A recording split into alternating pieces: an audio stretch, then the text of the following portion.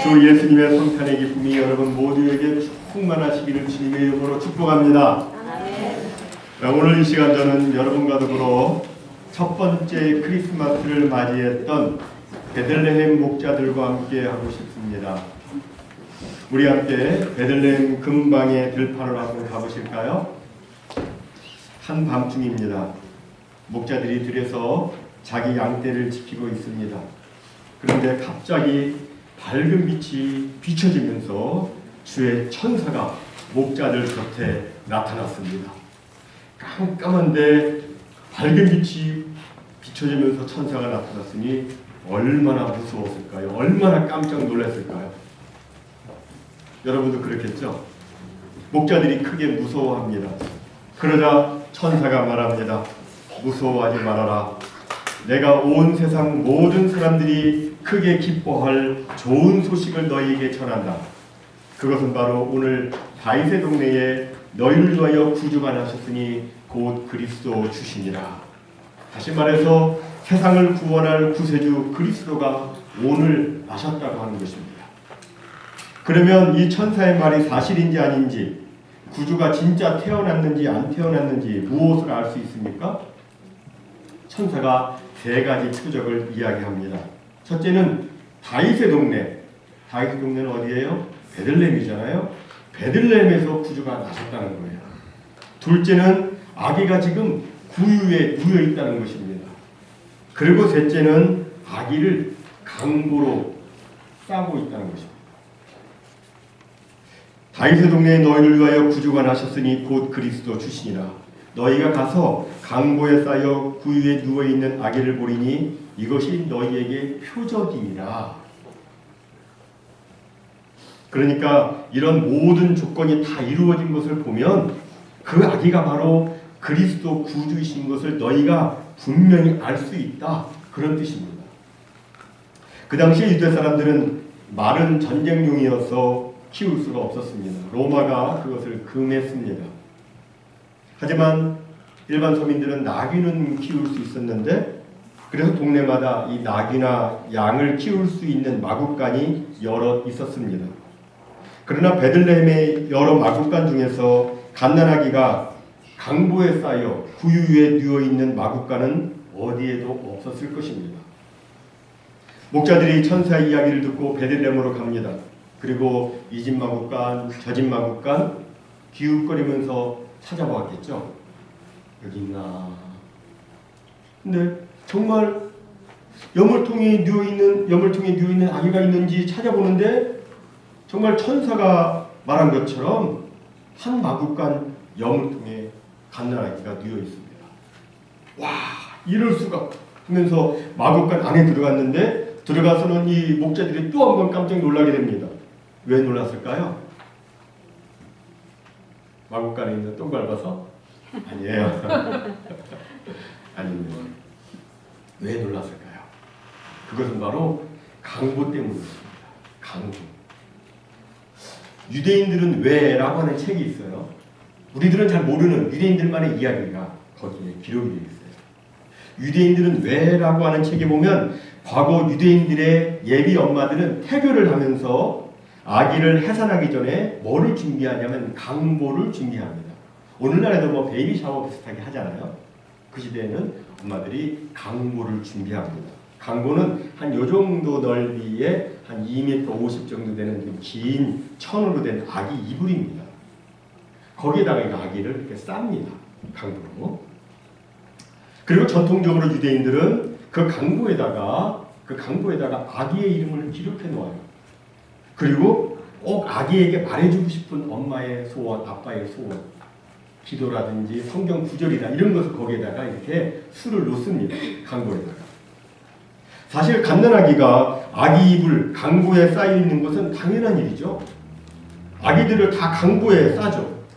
그러니까 이것은 특별한 표적이 될 수 없지만, 그런데 특별히 천사가 목자들에게 이 아기 예수를 찾는 단서로 강보 이야기를 해준 거예요.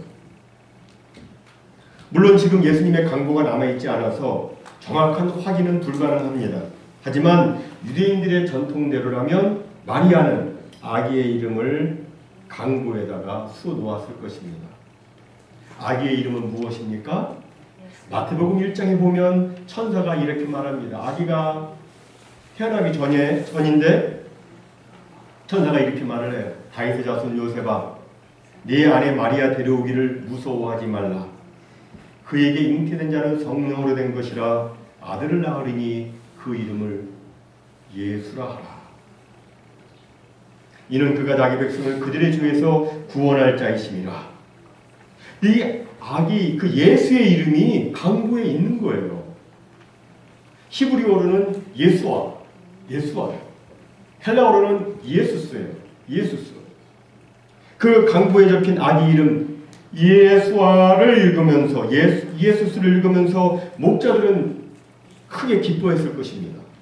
왜냐하면 아기 이름 예수의 뜻은 자기들이 천사들에게 들었던 세상을 구원할 구주 그리스도라는 말과 딱 일치했기 때문입니다. 이는 그가 자기 백성을 그들의 죄에서 구원할 자이심이라. 이게 예수란 이름의 뜻이죠. 이는 세상을 구원할 그리스도 구주시니라. 그러니까 예수 그리스도, 이게 딱 맞아 떨어지는 거예요. 여러분 정말 놀랍지 않습니까? 베들레헴 안에 있는 한 마국간의 여물통, 그리고 특별히 아기 예수의 이름이 적혀있는 강고, 이 세 가지가 정확하게 맞아 떨어지자 목자들은 천사들의 말이 사실인 것을 확신하게 되었습니다. 그전에는 긴가민가했겠죠. 정말 그럴까? 깜짝 놀라긴 했겠지만 정말 그럴까 했는데 다 맞아 떨어지는 거예요. 그래서 자기들이 듣고 본 그 모든 것으로 인하여 하나님께 영광을 돌리고 찬송하며 돌아갔다고 성경 오늘 본문 다음에 나오는 20절에서는 그렇게 말씀하고 있어요. 자기들이 듣고 본 모든 것으로 인해서 하나님께 영광을 올려드렸다. 정말 예수님의 탄생은 계속해서 신비입니다. 읽을수록 신비고, 묵상할수록 신비이고, 연구할수록 신비이고. 여러분, 하나님이 육신의 몸을 입고 이 세상에 오신 거, 이거 신비 아닙니까? 신비죠. 특별히 오늘 본문에 보면 하늘에서 허다한 천군 천사들이 예수님의 탄생을 축하하며 지극히 높은 곳에서는 하나님께 영광이요 땅에서는 기뻐하심을 입은 사람들 중에 평화로다, 이렇게 찬양을 했습니다. 다시 말해서 예수님의 탄생은 하나님께 영광이 되는 것이고 또 사람들에게는 평화가 된다, 이렇게 말씀합니다. 여러분, 그럼 왜 예수님의 탄생이 하나님께 영광이 되는 것이죠? 그 예수님의 탄생과 하나님께 영광, 이것이 도대체 어떻게 연결되는 것입니까?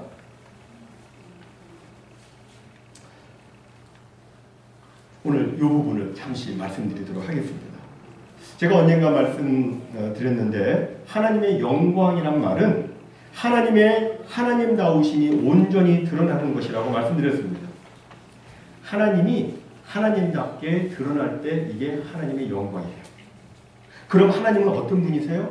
성경에 보니까 하나님은 공의로우시고, 하나님은 사랑이시고, 하나님은 또한 지혜로우시고, 하나님은 전능하시고, 여러 가지로 말씀합니다.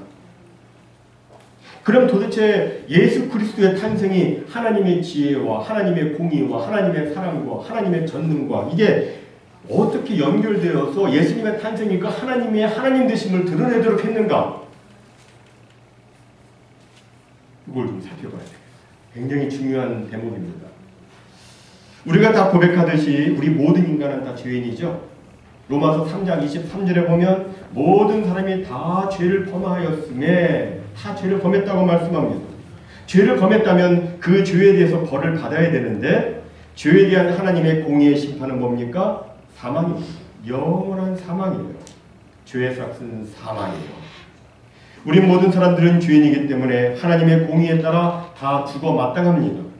영원한 지옥에서 둘째 사망의 형벌을 받아야 마땅합니다. 그런데 우리 하나님은 또 사랑이시잖아요.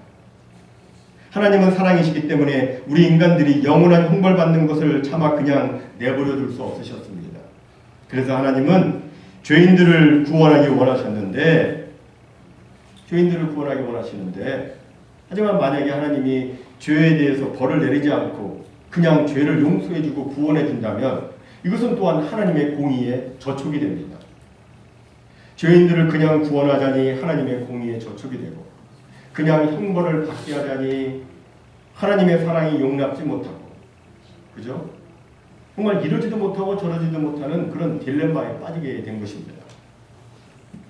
여러분, 이런 상황이라면 어떻게 여러분들은 그 문제를 해결하시겠습니까? 이 문제를, 이 딜레마를 어떻게 해결하시겠습니까? 여기에 하나님의 깊고 오묘한 지혜가 나타납니다. 즉 성부 하나님께서는 이 문제를 예수 그리스도를 이 땅에 보내셔서 세상의 모든 죄를 지게 하시고 우리가 받아야 될 모든 죄의 형벌들을 우리 대신 예수님으로 하여금 받게 하심으로써 그 문제를 해결하시겠다고 하나님이 계획을 세우신 것입니다. 이 계획에 성자 예수님이 순종하셨죠. 그리고 성령 하나님께서는 남자를 알지 못하는 동정녀 마리아를 통해서 그리스도가 이 땅에 태어나도록 그렇게 실행하신 것입니다. 마태복음 1장 18절에 보면 이렇게 말씀하죠. 예수 그리스도의 나심은 이러하니라. 그 모친 마리아가 요셉과 정혼하고 동거하기 전에 성령으로 잉태된 것이 나타났더니, 이렇게 되어 있어요.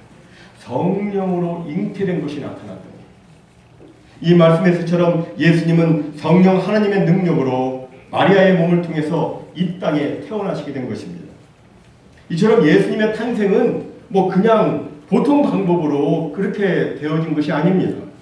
예수님의 탄생은 하나님의 공의와 하나님의 사랑을 모두 만족시키고 그리고 하나님의 지혜와 하나님의 전능하심이 전부 다 총연합되어서 만들어진 성삼위 하나님의 작품인 것입니다. 조금 전에 하나님의 하나님 되심을 드러내는 것, 이것이 하나님의 영광이라고 말씀드렸는데, 이처럼 예수 탄생에는 하나님의 하나님다우심이 다 드러나 있는 것입니다. 거기에 다 들어있어요. 하나님의 모든 것이 다 들어있어요. 하나님의 공의도, 하나님의 사랑도, 하나님의 지혜도, 하나님의 전능도 그 안에 다 들어있는 거예요. 그래서 하늘의 커다란 천군 천사들이 지극히 높은 곳에서는 하나님께 영광이요 땅에서는 기뻐하심을 입은 사람들 중에 평화로다 라고 찬양을 한 것입니다. 정말 성탄은 하나님께 영광입니다. 하나님의 영광을 다 드러내고 있습니다. 사랑하는 성도 여러분, 하나님의 영광은 예수를 통하여 죄인을 구원하시는 데 있습니다. 우리들은 자주 나에게 잘못한 사람들에 대해서 화를 내며 그 화를 혀로 쏟아붓지만, 그러나 하나님은 그렇게 하지 않으셨습니다. 하나님은 오히려 우리를 구원하기 위해서 자기의 독생자를 내놓으셨습니다. 그리고 자신의 모든 사랑과 은혜와 능력과 지혜를 전부 다 동원해서 총동원해서 예수님을 이 땅에 탄생케 해서 십자가에 죽게 하신 것입니다. 이것이 바로 하나님의 하나님다우십니다. 하나님의 영광인 것입니다. 그럼 여러분, 이러한 하나님을 믿고 섬기는 우리 신자의 영광은 또 어떠해야 하겠습니까? 신자가 신자다우려면 어떻게 해야 됩니까? 어떻게 해야 신자의 영광이 나타나는 것입니까? 그것은 바로 우리가 예수 그리스도 안에서 새로운 피조물이 되었으니까 이제는 주님의 마음 닮아서 예수님처럼 사는 것입니다. 하나님과 우리 사이의 화목을 위해서 지극한 영광의 자리요 높고 존귀한 그 자리를 비우시고 낮고 천한 종의 형체로 이 땅에 말 부위에 오시고 십자가에 달려 돌아가신 예수님, 그 예수님을 본받아서 우리도 예수님처럼 나를 부인하고, 예수님이 하나님이시지만 자기를 부인하고 내려오셨잖아요. 우리도 나를 부인하고 나 자신을 낮추어서 우리 형제를 섬기는 것, 이것이 바로 신자의 자랑이고 신자의 영광인 것입니다. 우리는 우리 스스로를 가리켜서 뭐라고 합니까? 크리스천이라고 말을 합니다. 그죠? 크리스천이란 말은 무슨 뜻이에요? 크리스천이란 말은 작은 그리스도, 그런 뜻이에요. 작은 그리스도. 여러분들이 작은 그리스도예요. 그렇다면 여러분들은 작은 그리스도로서 우리 예수님이 그리스도로서 하나님의 영광을 드러내셨듯이 우리도 예수님을 닮은 작은 그리스도로서 하나님의 영광을 드러내는 삶을 살아야 되는 거예요. 눈에 잔뜩 힘을 주고 어떻게 죄 지은 자를 잘 골라내는가, 나는 이렇게 의로운데 저 사람은 도대체 저게 뭔가? 나는 죄짓지 않고 잘 견뎠는데 어떻게 저 사람은 실패했는가? 나는 잘하는데 저 사람이 잘못했어. 다 당신 때문이야. 한번 따져볼까? 이렇게 이것을 막 밝혀내는 것이 신자의 영광이 아니에요. 저는 이번 성탄절을 맞아서 우리 모두가 예수 그리스도의 마음을 배워 신자의 영광을 드러내었으면 좋겠습니다. 예수님은 근본 하나님의 본체시나 하나님과 동등됨을 취할 것으로 여기지 아니하시고 오히려 자기를 비워 종의 형체를 가져 사람들과 같이 되셨다고 성경은 말씀합니다. 그리고 사람의 모양으로 나타나셨어요. 하나님이 사람의 모양으로 나타나신 것은 우리가 벌레 되는 것보다 더 심한 격이 있는 거예요. 자기를 낮추시사 죽기까지 복종하셨어요. 또 성부 하나님은 영원히 죽어 마땅한 저와 여러분을 구원하기 위해서 자신의 아들을 낳고 천한 이 땅에, 그것도 평범한 집도 아니고 냄새나고 더러운 마구간, 그것도 그냥 제대로 요도 없고 말이죠. 그냥 냄새나고 그 더러운 마구간, 그 여물통 아시죠 여러분? 말구유. 거기 예수님 오셨어요.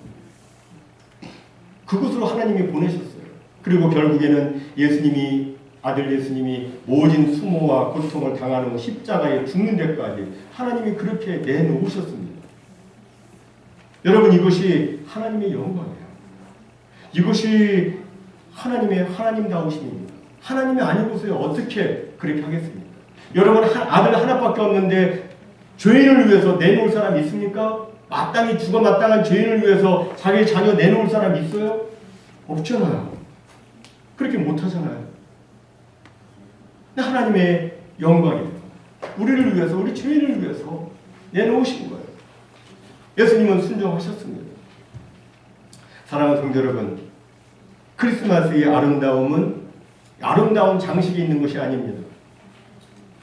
높은 데서 낮은 데로 임하는 겸손에 있는 것입니다. 다른 사람을 불쌍히 여기고 넓은 마음으로 그들을 보듬어주고, 약한 사람이 있으면 손을 붙잡아서 이렇게 세워주고 강하게 해주고, 떨리는 무릎을 굳게 해주고, 두려워하는 사람들에게 두려워하지 말라고, 낙심한 사람들한테 실망하지 말라고, 마음 굳세게 가지라고, 이렇게 힘을 북돋아주는 데 있는 것입니다. 이런 모습이 있을 때 우리는 하나님의 기뻐하심을 입은 자로서 하늘의 평화를 맛보며 살 수가 있어요. 아멘. 하나님께 영광 올려드리는 삶을 날마다 우리가 살 수가 있는 것입니다. 우리 모두 성탄절을 맞아서 주님의 마음을 배우십시다. 하나님의 마음도 배우십시다. 그리고 하나님께서 성탄을 통해서 자신의 영광을 드러내신 것처럼 우리도 역시 신자의 아름다운 영광을 드러내어서 주님의 진정한 기쁨이요 자랑이 되며 하늘의 평화를 맛보며 사는 우리 모두가 다 되시기를 주님의 이름으로 축원해 드립니다.